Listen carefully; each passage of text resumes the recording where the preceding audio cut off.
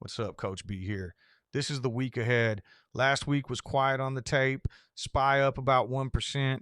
The VIX sitting calm at 16, but this week is loaded. I've got 5 stocks on my watch list and 3 events that can move the whole market. So here's the plan. I'll walk each name, show you the chart, the real option chain, the levels that matter, and how I'd think about playing it depending on whether you're an investor, a swing trader, or a day trader, because the same stock is a completely different trade depending on your time frame. Let's get into it.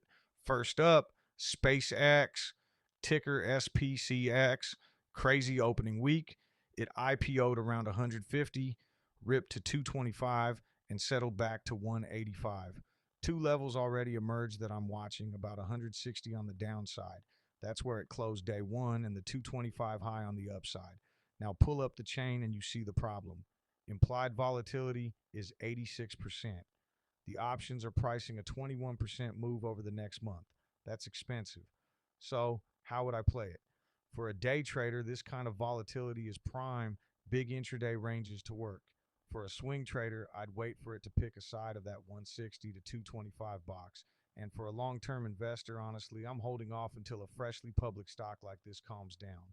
Right stock, wrong time to force it. Next, and this is the big one, Micron, ticker MU. Micron reports Wednesday after the close, and this is the single biggest catalyst on the board. The stock is around 1134 after a massive run.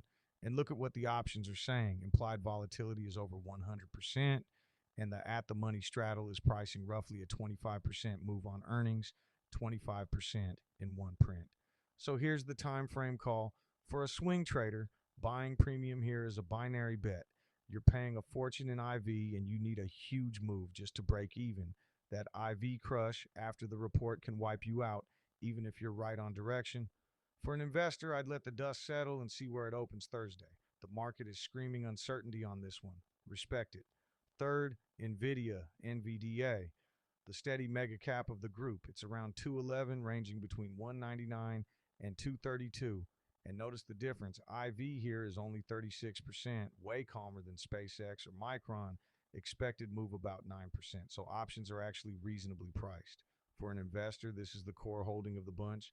For a swing trader, your levels are clean. 199 is support, 232 is resistance. Trade the range until it breaks. Fourth, Tesla, TSLA, back at 400 even.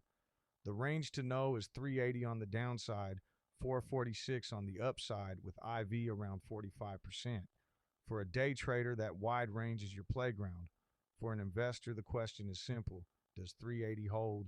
If it does, the uptrend's intact. If it breaks, you get cautious. One level, two completely different decisions depending on your time frame. Fifth, Palantir, PLTR, the retail favorite. It ran all the way to 164 and pulled back to about 128. The line in the sand is 125 with IV up at 47%. For a swing trader, if 125 holds, that's a bounce setup. But that 47% IV means buying calls is pricey. You're overpaying for the move. So a spread makes more sense than a naked call. For an investor, you wait for it to prove 125 is a floor, not a stop on the way down. All right. Now the events. 3 things on the calendar. Tuesday, FedEx reports. Watch it as a read on the broader economy. Shipping volumes tell you how goods are actually moving. Wednesday, Micron, the one we just covered, the biggest single stock event of the week. And Thursday, the big one for the whole market, the May PCE inflation number at 8:30 Eastern. PCE is the Fed's preferred inflation gauge. If it comes in hot, rate cut hopes get pushed out, and the high volatility names we just talked about, SpaceX, Micron, Palantir, those get hit the hardest because they're the most sensitive to rates. If it comes in cool, the opposite, risk on. So even if you're not trading the number, know it's coming Thursday morning and size accordingly. Quick reminder, this is education, not financial advice. Everything here is a teaching example to show you how to read a setup, not a recommendation to buy or sell anything. Do your own research and know your own time frame. That's your week ahead. 5 names, 3 catalysts, and the time frame lens to read all of them. If this helped you walk into Monday knowing what's actually happening, smash that like and subscribe and drop a comment. What ticker do you want me to break down next? Good luck in the markets, no matter what stock you're into.